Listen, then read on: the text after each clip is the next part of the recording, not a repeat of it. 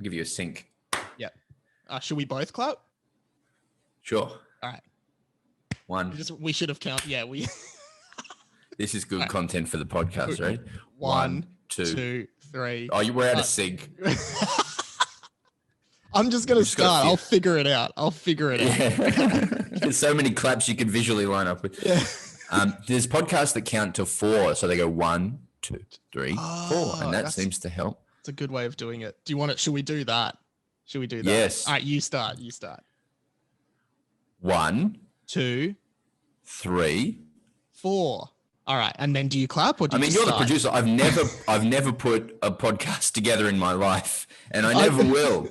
I reckon we just start, and if we end up hideously out of sync, we just cop it, and the listeners just cop it. All right, here we go. And we'll feel it. All right. I am so excited about this. I sent a DM on Instagram to this guy last week. Slipped in there. I slipped in expecting to never hear a reply. Not immediately, but got a reply from Broden Kelly from Aunty Donna, 1/3 of the performing team of Aunty Donna. Thanks for joining me, man. An absolute pleasure. And I think it's worth mentioning the way to reach out is in the unsolicited DMs in Instagram. That's where I live. I sit there all day, just stalking, looking who said that,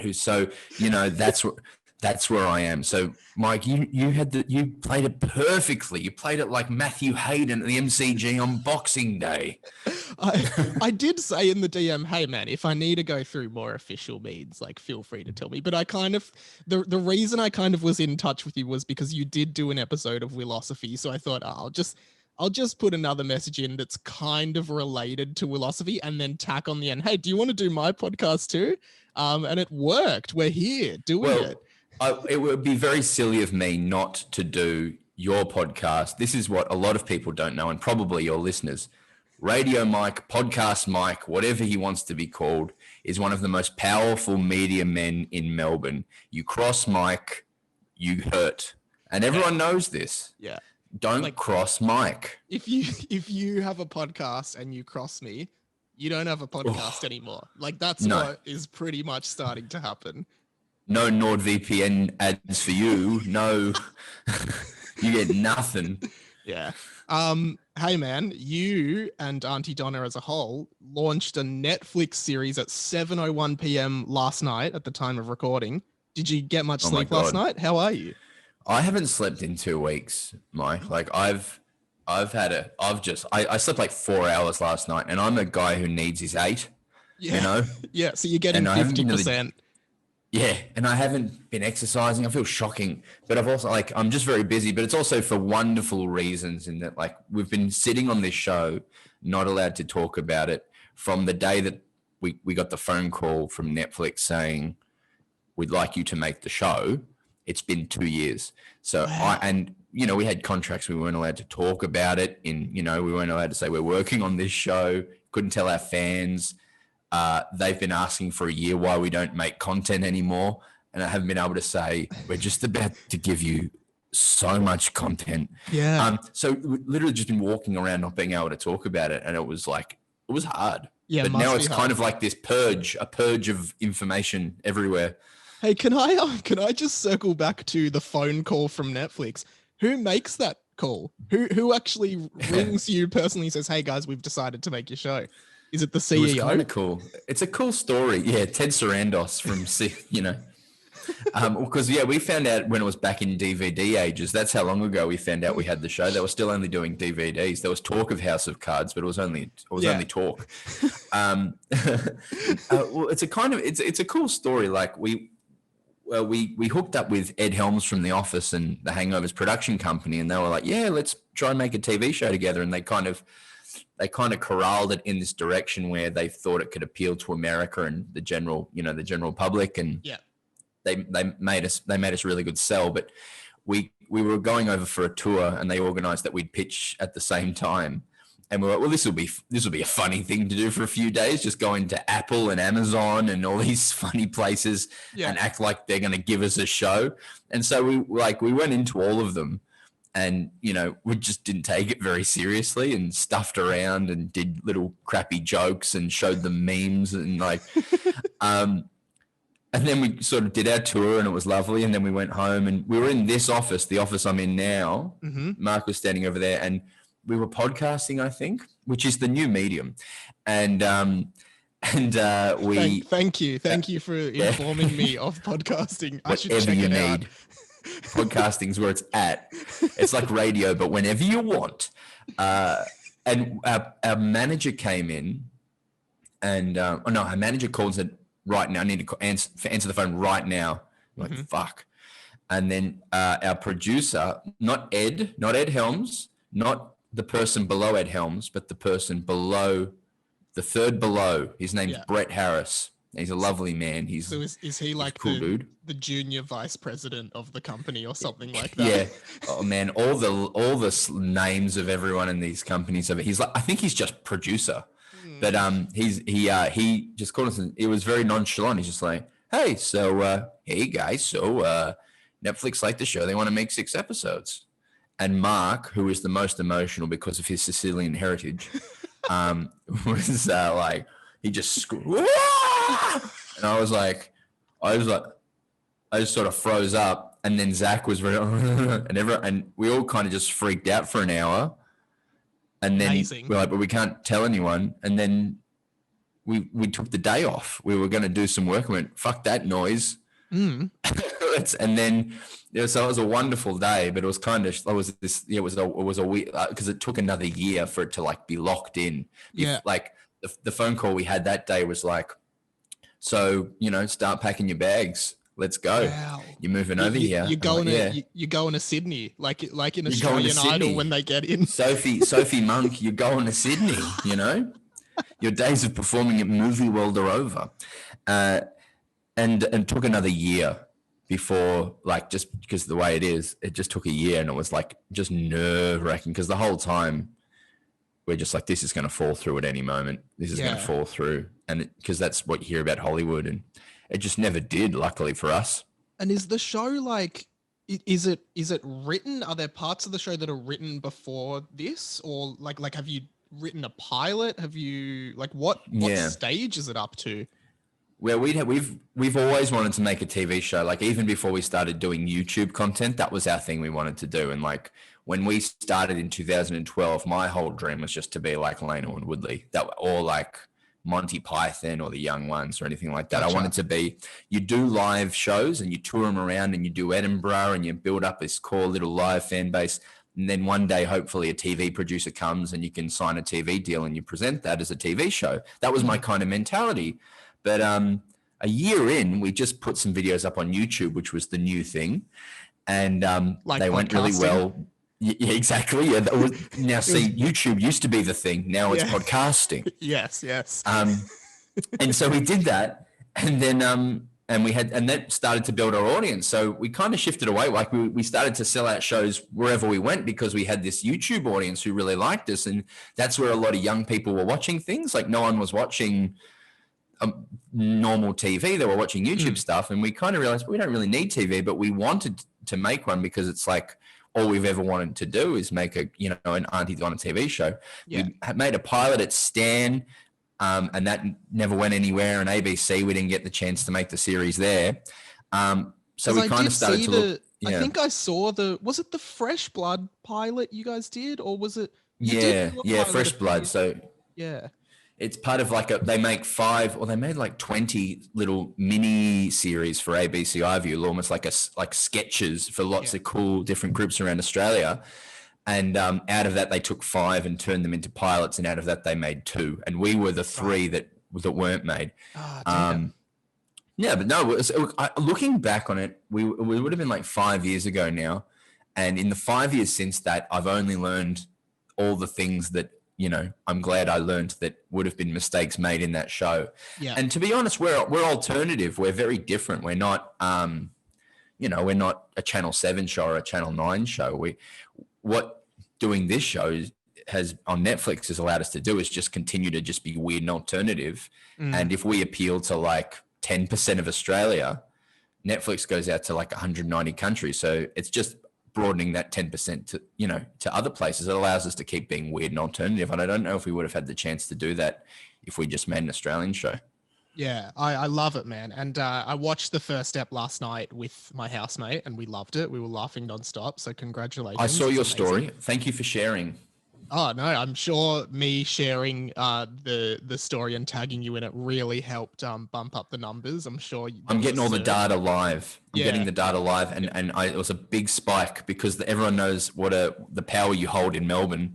But that's in podcasting. I have no power in Netflix. So it's actually surprising to me that surged the downloads. Well, this will interest you. Do you know in America, Netflix has a radio station? Really? And yeah, so obviously there's Sirius XM is the big thing over there, the digital radio, paywall, and people it was like people pay to have special radio, which is such an absurd idea, like living in Australia. But they just have a channel dedicated to their Netflix comedy content. And do they they have hosts. Wow. Okay. Yeah, so they do little snippets. Do you remember in the 90s on Australian radio when you drive around and there'd be like, maybe on Triple M, there'd be a bit of like, Jebediah, and then they'd just play like a 10-second snippet of Arj Barker, and then they'd play the do you remember that? Well, I was only like 3 in the night. I was born in 94. Okay. So right. sorry, man. I think you're like 6 or 7. Yeah, you're showing your age a bit there. Well, in my day, they used to play stand up on the radio, and it was good. Yeah, but it's kind of fun. It kind of makes sense. Pre-podcasts, of course. Pre-podcast, yeah. Just a side note: have you ever had to like explain? Because now I feel like kids today, and we're bloody adults. Kids today. Now you're the old one. Yeah, they don't even know what radio is. So you know how you used to explain podcasts as like you just did before. Oh, podcasts are like radio, but whenever you want. Now I like explain radio as like, yeah, it's like podcasts, but not whenever you want. You have to be listening at a specific time. It's the inverse. What's even scarier is I'm already out of date as well on that, and that Twitch is the thing. Twitch is it. Yeah. Twitch is it, man. Twitch is not podcasts. In the time since we started this podcast, we've moved from podcast to Twitch. Wow. It's scary, because it's something that just like, usually I can find an in with all the new things. Like you understand why people like it and why it's a thing. But like Twitch, the core premise of Twitch is just that you're hanging out with a person while they play video games, but you're not playing it. So like when I was growing up, that was the worst thing when you go to your friend's house and they play GoldenEye and they don't let you have the controller. But that's literally what Twitch is. Sometimes they're funny or sometimes they're really good, but I just like, it makes no sense to me. Yeah, and it's scary. And you don't even have the option to be like, can I have a shot? Like because you can't. You're not with them. You can't have a shot. And you can't even walk outside. You can't talk to their mum in the kitchen. You can't, like play with the brother or sister. Or there's nothing. You just go sit there. Because one of the tactics you could do in that situation as a kid is go to the kid's mum or dad and be like, and look a bit sad and be like, oh, what's wrong? It's like, oh, Tim's playing and I haven't really gotten the chance to have a turn. And then the mum will like storm in and be like, Tim, give your friend a turn on the PlayStation, please. It's making me think of all like the social etiquettes of going to a friend's house. Like when your mum or your dad picks you up and your dad or your mum goes, do you have something to say? And then you go, yes. Thank you for having me, Mrs. Johnson. And then they go, he was an absolute pleasure. He's welcome anytime.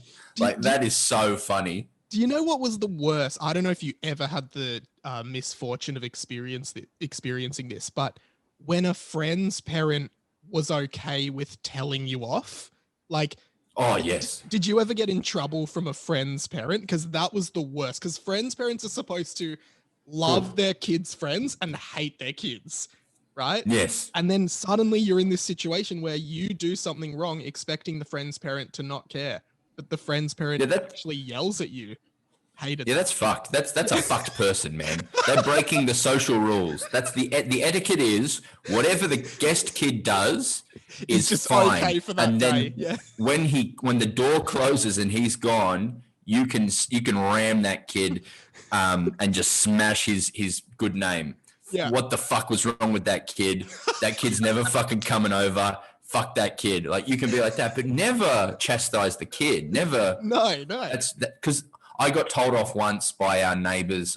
Neighbors' friend, and like me and my brother were over and we were being naughty and wrestling, and they were no, and they went us, and that's stayed with me to the age of 31. It's traumatizing. I remember Yeah.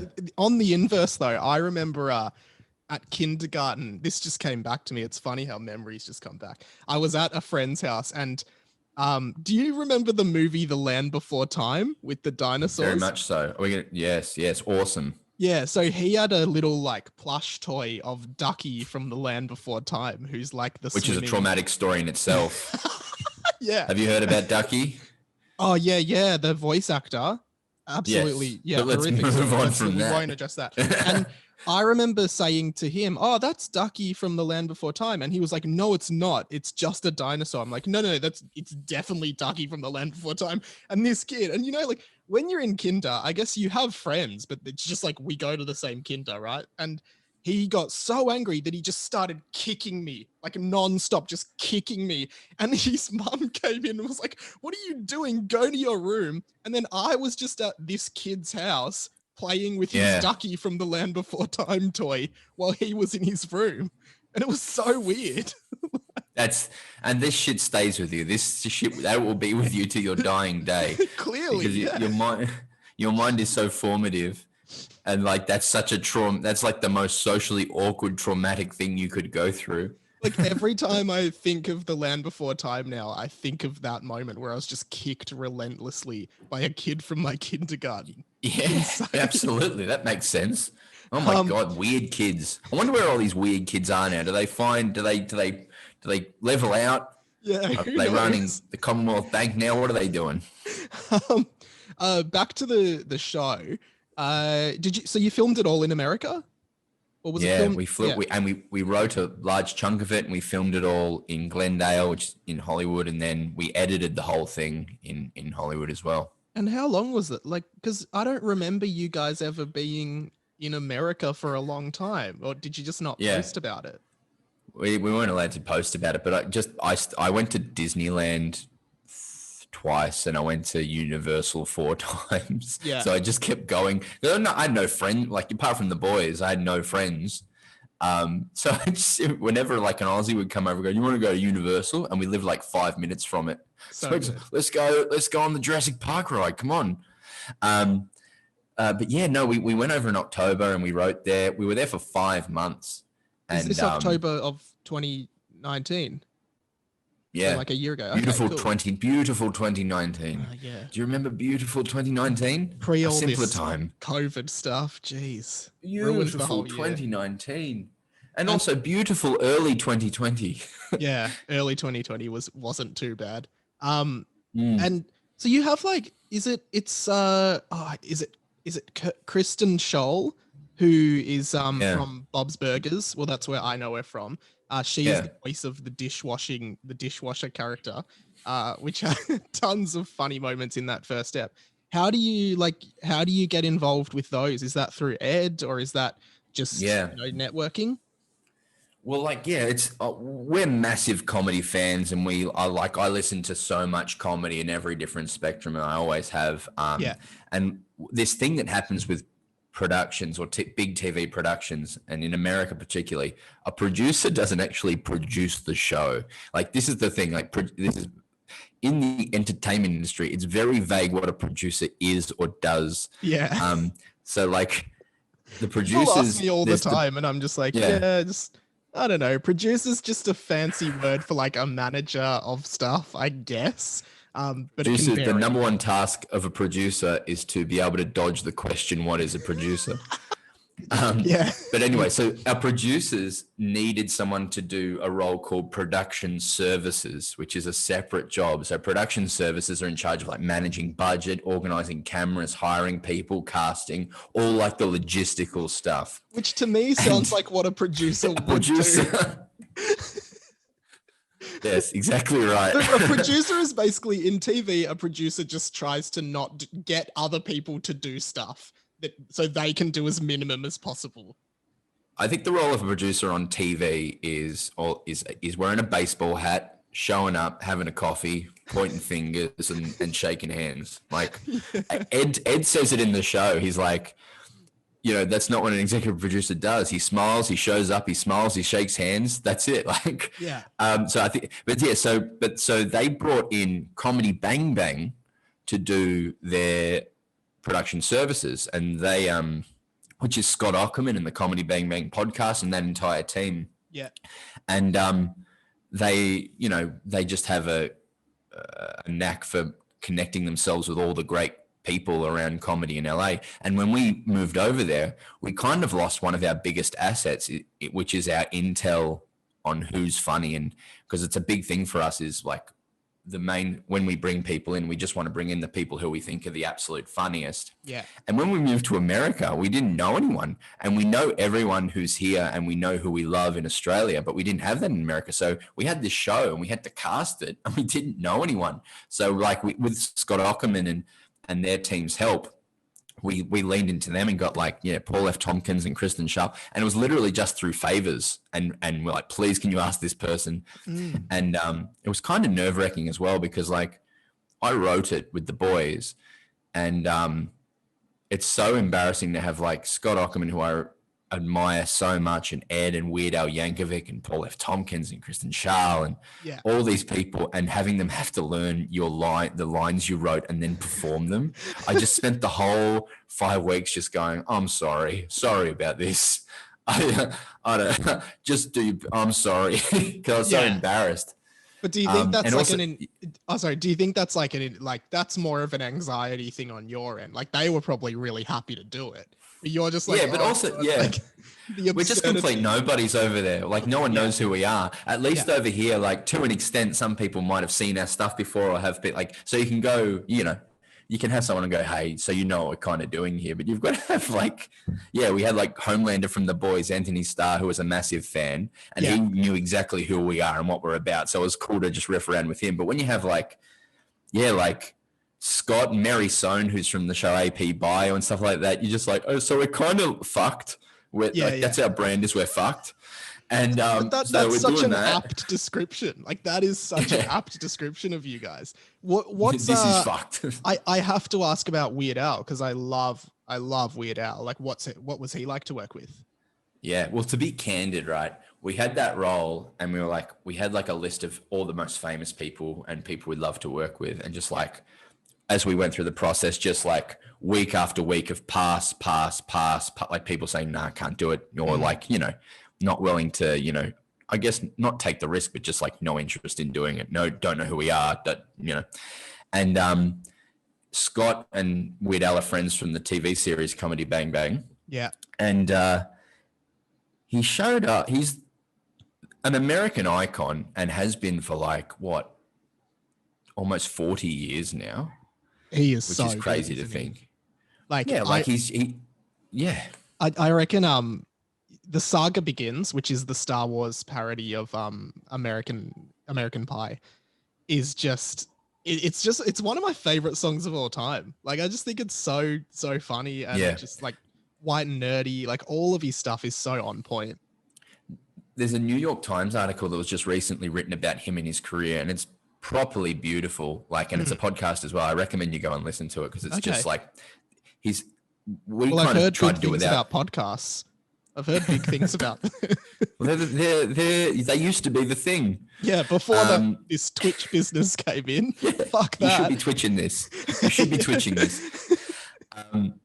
He's like, our kind of vibe has always been to we never punch down. We don't want to, we just want to make funny. And he's been the master of that for, for his whole career. All he does is go, he takes a thing and isn't it funny when you eat sandwiches like this? And it's just this simple joy.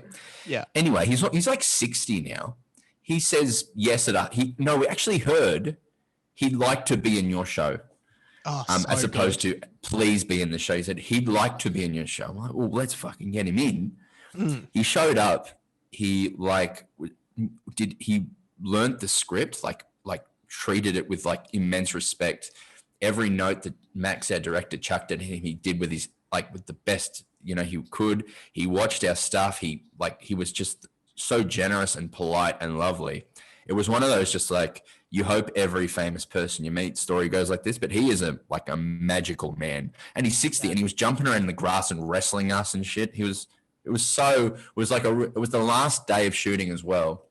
And he was just so lovely and wonderful. It was like the most perfect ending. And he's a lovely guy. Oh, amazing story, man. Can we circle back to, because you mentioned obviously you've worked with like tons of the Aussie people you find funny, and like obviously in Glenridge you had like Tony Martin, Pete Hellier, Demi Lardner. She was in Best Day of My Life. Yeah, she's in that. Yeah, which is hilarious. Which is one of my favorite things from you guys. Best Day of My Life. Can we talk Glenridge, which started as a live show at the Comedy Fest, then became a YouTube miniseries kind of thing where you kind of readapted that live show as like on-screen stuff. What, like, because also in the first step, there's a few of your big sketches that you've kind of readapted for this show. What, like, how do you think about, like, first of all, what sketches to put on screen and kind of immortalize them on screen, and how does it change between being a live thing to being an on-screen thing? Like, is there a lot of thought on that? Yeah, well, like Glenridge was a really important live show for us, because before that we'd written 6 or 7 shows live. Yeah. And we'd kind of been moving towards doing stuff that was going to be broadly appealing to everywhere we went, because like we went to Edinburgh in the UK and America and Canada. And we started to think like, okay, well, every joke we do needs to be work for them. Yes. And it got us to a point where things were going okay, but then we just got tired, and we just, like, I remember it was like we start to write shows about this time of the year every year, and we just sat down and we just went, oh, like, fuck it, let's just write the most real, truthful thing that we possibly can. Like, let's write about going to high school and literally just do jokes that I remember in my head from when I was 12 and I think they're funny, and just writing to that. We wanted every joke to be great, and we wanted to be great. And then Glenridge was the first time we went, no, let's just be funny and just make jokes that we find funny. And the response from the audience was very much just, this is great. And so we really liked it. And also Sammy J was really important for us. We had this mentality in our head where every time we did something was new, and we never used things more than once. So like if we made a live show, it was dead, and then we'd have to make a new YouTube show, and we'd have to make a new thing and a new thing and a new thing. And you mentioned Best Day of My Life. We wrote that we made an album of music, and Sammy was at our office, and he just said, you should put some of these songs in your show. And he's like, it'll be great. It'll save you time, and they're good songs, and people will like them live. And it was this kind of opening of a door where we kind of allowed ourselves to be able to do that. I don't know why we didn't before, but that gateway kind of opened us up to, well, then that song can become a whole show, and then that whole show can become a web series. There's no reason for us to have to kind of always be making things. Yeah. And because the show had gone so well live, we kind of realized that we had to, that people, hey, Zach's here. Do you want to say hello to Zach? Oh, I'd love to, yeah. If he can, if he wants to. Zach, come say hello to Radio Mike. A surprise guest, Radio Zach. Mike. Hey, Zach. Radio Mike. Hey, Zach. We're just doing a podcast. Mike. It's the just new talking thing. About the challenge of converting live stuff to YouTube stuff. I find it easy. He finds it easy. Are we doing a joke one or? It's kind of like, it's just a chat. It's a bit of fun. Yeah, it's just a casual chat. I just came to find my phone in the office. I lost my phone, and I came to find it, and then Broden was doing an interview, and I thought, you would have seen it in the video where I go like, I'm talking, and then I sort of just go yeah, I saw like that for a second, and then he closed the door, and I thought he might be listening. I said, do you want to meet Zach? And then here he is. here I am, but I'm wearing my mask because I'm not, because it's really important. even though we're on all zeros here in Victoria, Australia. He can't hear you, by the way. Yeah, Mike. I assume Zach you at can't all. hear me. Yeah. All right, bye-bye. Hey, thanks so much for all your support, Radio Mike. Thanks, hope Zach. Broden's treating you okay. All He's right. been up since 7. He's been up probably since 5. I've had 2 hours sleep. Congrats on the kicked over show, the morning Zach. in Australia, and I was following them. He said he hates the show. Yeah, so the idea was, sorry to just jump back in, you kind of shift things a little bit, like you just, but mainly if that, like the whole thing is the core joke. If the core joke is truthful and funny, then all things come off it. I was really worried. We have this sketch about getting in and out of a kiln. I love that. And it's, love that. and it's very like, we mime it on stage. It's very mimed. Yeah. And we literally built a kiln for it to shoot it. And I was worried it was going to slow it down and maybe it wouldn't work. And it just did. Because like at the core joke kind of works. So yeah, and that's the same with the live, with the new series. The same thing kind of applies. Yeah, and I think like it's cool because with Glenridge, that was the show of the festival that year. Was it 2018? I think you did it at the festival. Yeah. Oh, that's Thank So you for good. saying that. That's very nice. Loved it, and then it was just awesome to see you were doing a whole thing about it online, and we kind of got to relive that because there was so many things in that show I wanted to see again. And like, I guess like, I mean, putting aside any like political stuff with this, but like since Summer Heights High in Australia, no one had really done the high school thing, and you guys just did it like really differently, but really, really well. And there's a sketch you do, the one where you're the teacher of the class holding them in at lunch. The moment when you put the number 1 on the board, right? I had completely forgotten that. Like, but yes, every teacher used to just go to the board and just write 1 for 1 minute. And I was like, oh my God, this is so relevant to every kid who's ever been to school in Australia. It's the ultimate power play of the teacher is that just means 1 minute into lunch or and like, whatever their thinking about it now, it's just like, okay, 1 minute into lunch. Cool. Like that's literally nothing, but the whole class is like, oh no, Sarah, what the hell? It's He's so built good. out of my first job out of uni after I finished acting school was touring kids theatre, like a in schools. They call them incursions. Oh yeah, and it was and it was about it was a play about cyberbullying. And I was like, hey dudes, do you think you should share pictures of your penis around? No, that's not pretty cool. Let's rap about it. Yo, you got to treat everybody cool. So it was like that, and I wanted to die. And but every show, like the show was supposed to be really funny, and every show would start with the year level coordinator going, now a lot of you haven't handed in your essays. If you don't hand them in, you will fail the year level. You will be held back, and it's not. And they just talk, and you're just standing there really quietly, and they go, I'm not happy about it, and I've had enough. Start. And they go, oh, g'day, kids. Every school. Like such an awkward beginning to you having to do your job. And the other thing I wanted to mention on that is that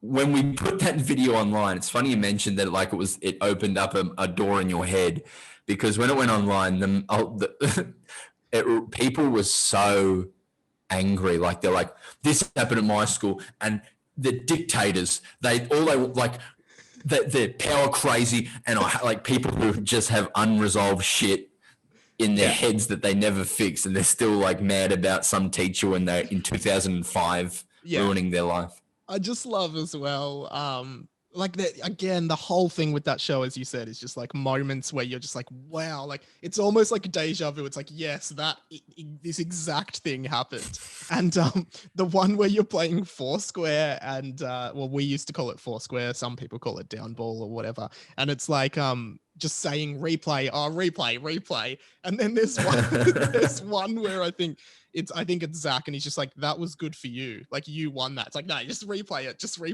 I just think that's so funny. And then when you convince the teacher to join for a round and he blows the whistle, just it's so That's accurate. that's my actual year 12 drama teacher, Mike Frensham. It is not. Yeah, so he's Wow. he's a really awesome mentor for me, Mike. Like he came in, he was this drama teacher, and he like had just sort of started teaching, and he was in the film. He's an actor as well, and he was in the film Japanese Story. Mm. And it was he's a real actor. So I've stayed very good friends with him, and he's a lovely guy. And we thought, I was like, you have to be in this, because the thing as well is for me writing the show, I was like, okay, well, this will be my kind of ode to high school and my memories of high school, and then I can leave all those lovely thoughts and have made something of it. Yeah. And then we made the show and we finished, and people liked it. It's like, well, that's great. And then we were like, well, it did so well, let's make it into a web series. Yeah. And then our producer went about finding a location, and it was really hard to find a school that would okay it. Mm-hmm. And every time I had an update, like, yeah, we're still looking. And I was just like, I just fucking know this is going to end up back at we're going to do this at my school. This is going to be at my school. And it did.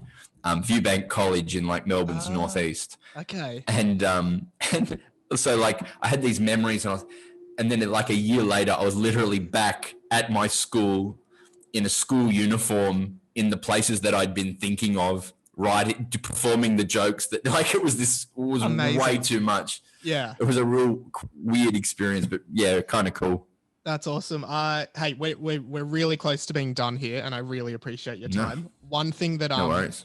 I'm gonna say is like a regular question on. This is called Mike Talks, by the way. The podcast is called 20th Century Boy, but the Friday edition is called Mike Talks because I talk to people. Makes sense. I want it to be a regular question on Mike Talks, but I've only asked one other person who was last week's episode. Oh, this is good. Yeah. This is good. This is just totally irrelevant to everything else. What is one album that you think everyone should listen to? It doesn't have to be your favorite album, just an album that you like that you think everyone should hear. It can be Aunty Donna's album, which is a great album. I have, if I turn the camera this way, you'd see 9,000 of them in boxes. So if you do think I will give you 1 billion. That's oddly familiar because I actually have a band with do you know Jack Post from Hamish and Andy, who is like cackling Jack Post? Yes. Yeah. Yep. So we did a little band as a side project, and like we got a bunch of CDs printed. We actually, I mean, we definitely printed less than you. I think we printed like 100, but we've still got another 30, and every 6 weeks or so, I just do an Insta saying, the CDs are selling out. Make sure you get your copy. They're not selling out. I've got a tub full of them. If you want one, send me a message and I'll send it to you. The transition from like a creative person, like with merchandise, going to like I value this to I value this less to get this shit out of my house is a lovely journey. Yeah. Okay, my album. I love this album. I know I was never a Beck fan really before this, but his album Colors, which came out in maybe 2014. Okay. 2015. Yep. I think it's just like he's a great songwriter and creator. Yeah. And he just made this pop album, and I love every song on it. Cool. It's not my favorite album of all time, but it could very well be of the last decade. I just love it. Colors. Nice. Oh, awesome, man. Well, okay, we'll do one more quick question because we've got 45 seconds before we start a tradition. One movie you think everyone should see as well. Oh, even better. Okay, well, I've decided recently that my favorite director is Bennett Miller, who he made Capote in the 2000s. Yeah. He made Moneyball. Yes. And he made Foxcatcher. Okay. And I love him so much. He's just got this awesome style. And my favorite of the three films is Moneyball. Cool. Even if you're not a sport fan, it's just it's one of those films that every time it's on, it just hooks me in immediately. It's beautiful storytelling. It's super engaging. It's wonderful performances. It's awesome soundtrack. I think it's possibly my favorite movie. It sounds like it the way you're talking it up. Sounds really Mr. good. Sunday Movies, the Weekly Planet their editor, whose name escapes me at the moment, he did a visual essay on Bennett Miller and the way he directs, which is on YouTube, and it's awesome. Really, really cool if you want to check that out. But also, you can also just watch Moneyball, Capote, and Bennett, and what's the other one? Foxcatcher. Awesome. Broden Kelly, it has been a pleasure talking to you on Mike Talks. Aunty Donna's new show, Aunty Donna's, it's Big Ol' House of Fun. Is that correct? Yes, that's correct. Yes. So go watch that on Netflix now. And that's available everywhere. Like even if you're international from Australia, it's still there. Yeah. Mainland China and North Korea, unfortunately, can't That's watch right. it. Okay. But 190 countries. Yeah. And thank you for having me on and being so lovely and supportive to us. We really appreciate it. No worries, man. Aunty Donna podcast, Aunty Donna YouTube channel, and you are Broden Kelly is my name on Instagram. So go follow Broden there. Thank you so much, man. This has been really fun. I appreciate it. Absolute pleasure. Thanks, man. But I went to run my hand through your hair and I noticed you were attached to string. You were a puppet this whole time, you were attached to string.